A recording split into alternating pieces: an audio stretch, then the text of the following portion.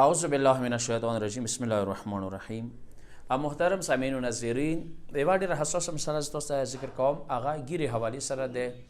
تاسو کوم یو مجتهد رساله څه اوچاته کوئ، هغوی به تاسو ته داسې وایي چې بنابر احتیاط واجب ګیرې پرېښودل واجب دی، کلول یې حرامه دی. یعنی بنابر احتیاط واجب ګیره نشي کلوای.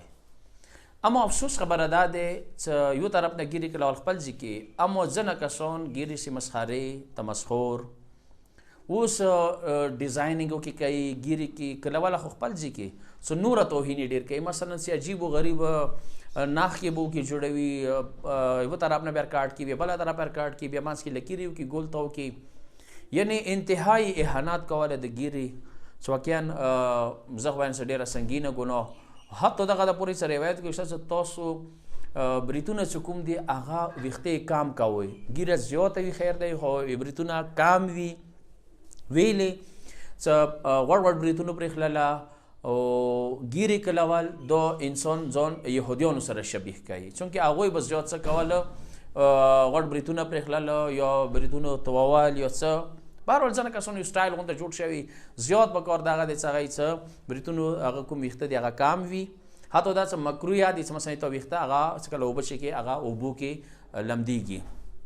نو دې وجې نه ځینې وخت کې پکار دی هغه شی چې هغه مذهب وهن یا کمزوري ونه رسي، یا دین ته مسخر ونه رسي، یا یې دیخنو والا کوم فکر دی هغه سره مثبتېږي. ایون دا لباس کې هم احتیاط وکړو، خوراک کې هم احتیاط وکړو، چې موږ پکار دی لایف سټایل طرز زندگی چې کومه جوړوو هغه د اهل بیت علیهم السلام وي. خوراک یې هم هغوی ول انداز وي، پوشاک یعنې څه خلته لباس واغوسته و هغه کې پکار دی مو هغه انداز وي.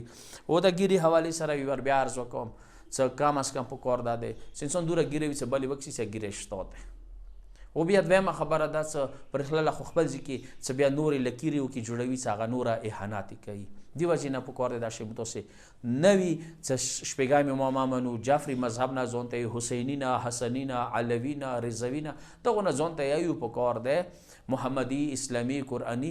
دا هغه صورت کې کېږي دیني مذهبي چې موږ پکار دی ټوله مذهب اکسپټ کو، دین اکسپټ کو، اهل بیت اکسپټ کو، هغوی لار اکسپټ کو، هغوی لار یې تایید وکړو، حمایت یې وکړو، چې هغوی یې مغشې مو وکړو. یوه ورځ یو مقرر نه چا پوښتنه وکړل، هغه دوران تقریر کې و، ورته د کہا مولانا صاحب یہ داڑھی کون سی کتاب میں لکھی ہوئی ہے، یعنی دا تمسخر یې وکړو چې کوم کتاب کې ګیره راغلی دی.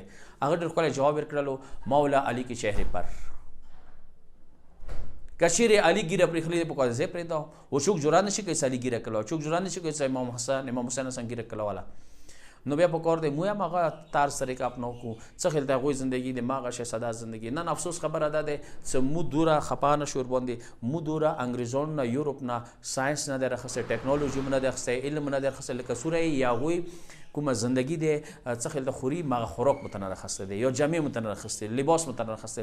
نن یې موږ وکسې سکولو کې څه وکسې زیات به څه دی پینټ شرټ نه زور ورکوي، حالانکه ایمو لباس هغه پکار وي چې هغه کولا وي، چې هغه نما لباس ته یایي. انشاءالله دې باندې یو کلیپ بیله زه جوړوم چې هغه روایتو کې شته چې ځینې کسانو لباس داسې دی لکه سره وینه، یعنی لباس یې دوره تانګ وي، دوره ګټ یې لباس وي چې هغه تحریک آور دی، شهوت آور دی، چې هغو نه یو پینټ شرټ راتللی شي، چې هغه امامان یا ایمو اهل بیت یا ایمو علما یا ایمو فقها یا مجتهدین چې هغه دغو کې دوره حساس دي، پکار دی بیا موږ خپلې ګیرې کې هغه شیونه ونه کړو چې هغه سره اهانات یا وهن د دین او کمزوري د مذهب سره رسي. واخر دعوانا الحمدلله رب العالمین.